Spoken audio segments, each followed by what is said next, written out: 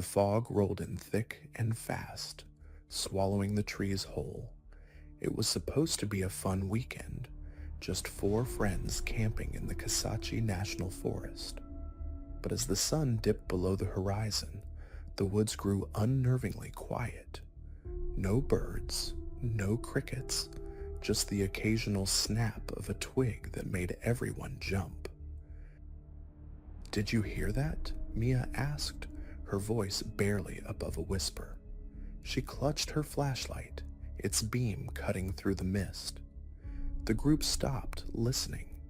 Then it came again, a low, guttural growl, like nothing any of them had ever heard. "Probably just a coyote," Jake said, though his knuckles were white around the handle of his hunting knife. They pressed on, the fog growing denser with every step. That's when they found the claw marks, deep gashes in the bark of a pine tree, too high and too wide to be from any animal they knew. By nightfall, the tension was unbearable. They set up camp, but no one slept.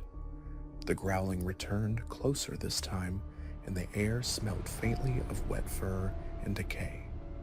Mia swore she saw something moving in the shadows, a hulking figure with glowing eyes. "We need to leave," she said, her voice shaking. "Now." But the trails they'd followed earlier were gone, swallowed by the fog. The growling turned into a bone-chilling howl, and the trees seemed to close in around them. That's when they found the cabin, an old, crumbling structure hidden deep in the woods. Inside, they discovered a journal, its pages filled with frantic scribbles. The last entry read, "It's not an animal. It's something worse. It's him." Before they could process what it meant, the door burst open. The creature stood in the doorway, its massive frame silhouetted by the moonlight. It was part man, part wolf, its eyes glowing yellow and its teeth bared in a snarl. Jake lunged at it with his knife, but the creature swatted him aside like a rag doll. Mia grabbed the journal and ran, the others close behind. They stumbled into a clearing where the fog finally lifted, but what they saw made their blood run cold. The creature was gone, replaced by a man, someone they recognized. It was their old friend Daniel, who had disappeared on a camping trip years ago. "Daniel?" Mia whispered, her voice trembling. He turned to her, his eyes still glowing, and smiled, a cruel, twisted grin. "You shouldn't have come back," he said, his voice a guttural growl. Before anyone could react, he lunged, his claws slashing through the air.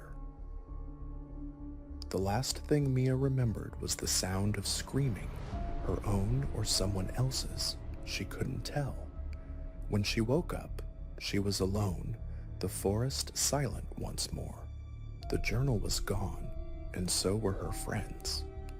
But as she stumbled out of the woods, she couldn't shake the feeling that something was still watching her. The locals say the Kasachi forest is cursed, that something ancient and evil lives among the trees. But Mia knows the truth. It's not the forest that's cursed, it's the people who enter it. And the creature, whatever it is always hungry.